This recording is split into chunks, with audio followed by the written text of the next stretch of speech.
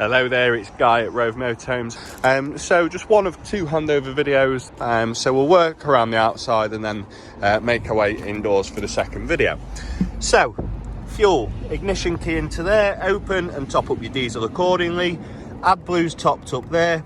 You will typically get like a notice on the dashboard when you require topping that up.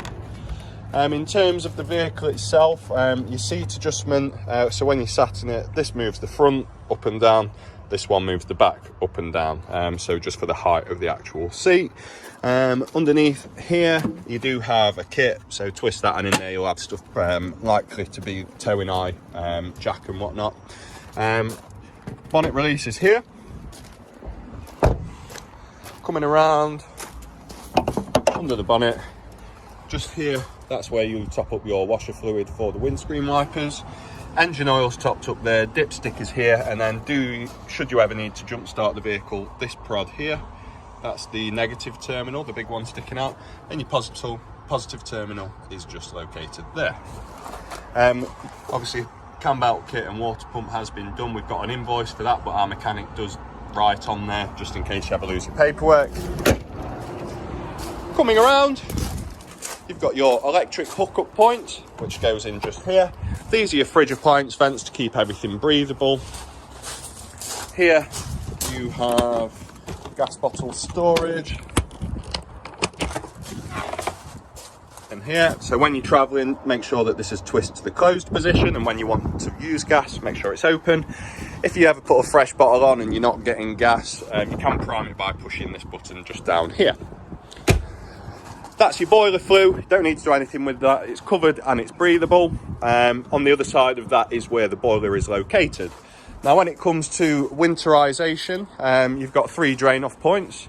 Your fresh water release valve is just here. Twist the tap and it will expel any water from your fresh tank. Wastewater tank release valve is just there. Drop that down and then any water in the system will release there. Your third and final drain off point is for the boiler, and that'll be inside underneath that bed. We'll show you that on the inside video, and obviously the fresh water is filled up just around the other side, which I'll show you. You've got fixtures should you wish to get fitted stuff like a bike rack or a back box. There are rear sensors for the vehicle. There's a driving assistance aid, and the camera for the rear camera system is just above there. Garage storage space is just in here, carpets are just there, and you've got the awning winder canopy just here. Coming around to this side, you've got another external access hatch to the garage.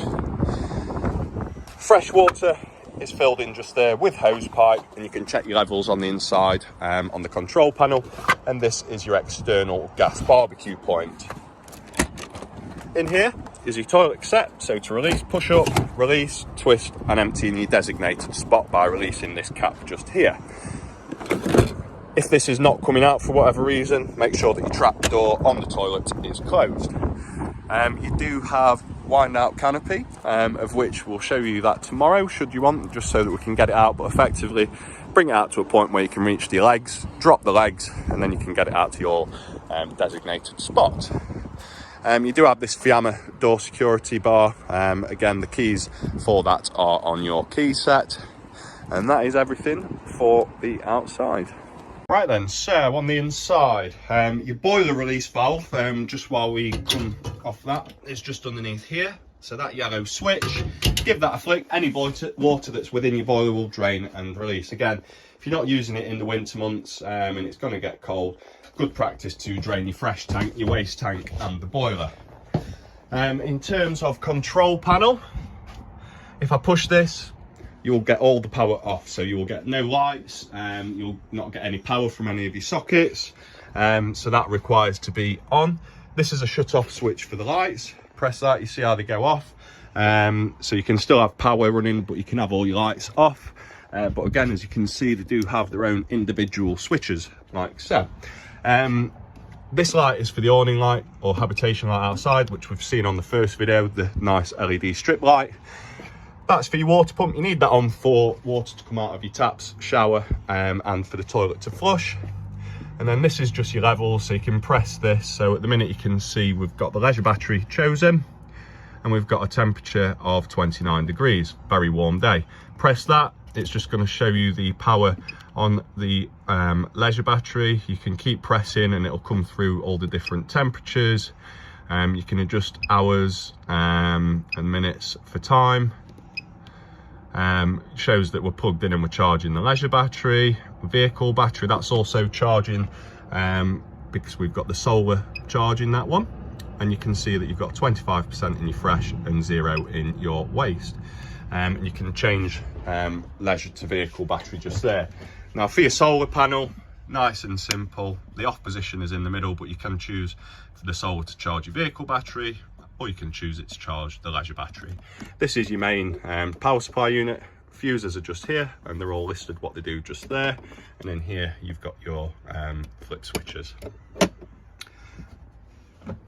Nice and simple. Your heating and hot water, so it's the Truma iNet system.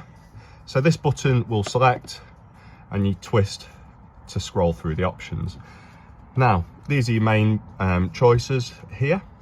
The one with the thermometer in the motorhome is your thermostat for your heating system. You can scroll all the way up to 30 and all the way to an off position. Thermometer dipped in water, twist across, that's your hot water. So you can choose Eco, which is 40 degrees, Hot, which is 60 degrees, and Boost. If you come in and you want it to get hot from 0, choose Boost. This one, gas bottle and electric, self-explanatory. You can choose the source of power for your heating and hot water. So off-grid, you can use gas. If you're plugged in, you can use electric 1 and 2,000 kilowatts. The more power you use, the faster things get hotter, but you are using more electric. And you can use a combination of mix, which is gas and electric. Gas and electric 1,000 kilowatts, gas and electric 2,000 kilowatts. If you're on sites and you've got access to electric hookup, you're mainly going to use electric. If you're off grid, you're going to use gas. And if you want things to get hotter faster, you can use the combination of gas and electric. Nice and simple. This is for the fan speed. At the minute, the heating is off, but when that's on, I can scroll across to the fan. And you've got eco and high. Just like your blowers in a car or on the cabin, low would be sort of 1 and 2 and high would be 3 and 4. That's just for your heating system.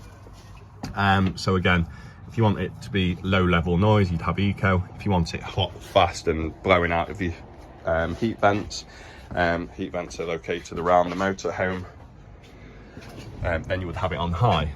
Now, when there's no heating or hot water on whatsoever, when you click on this, it will give you an option to vent, which is, again, just like recirculating air. So if it's a bit hot, you can circulate the air in the motorhome. These bottom ones, you can effectively set a timer for your heating and hot water. So you can have it come on in a certain number of hours.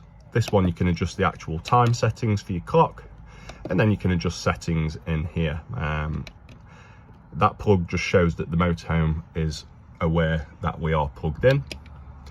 And this top section just shows what is currently on. So we've got the heating and hot water on, off gas, and we've got a low fan speed. Nice and simple. To turn this on and off, you just push and hold, and that will turn off accordingly. Your fridge is a 3-way fridge. Push and hold this to turn it on and off. It's currently on gas. If I want electric hookup, it's this one. Gas, it is self-igniting. It'll go click, click, click, and it'll ignite.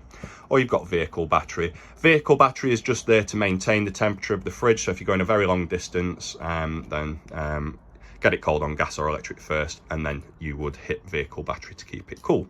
And that's just temperature, least coldest and coldest. Nice and simple. But we have got hot water. You'll see that tomorrow. But again, obviously you've got gas coming through the system. Don't know if you can see this, but it's red hot. You've got steam coming off of that. So nice and hot. But everything's all tickety-boo. And we'll look forward to seeing you guys tomorrow.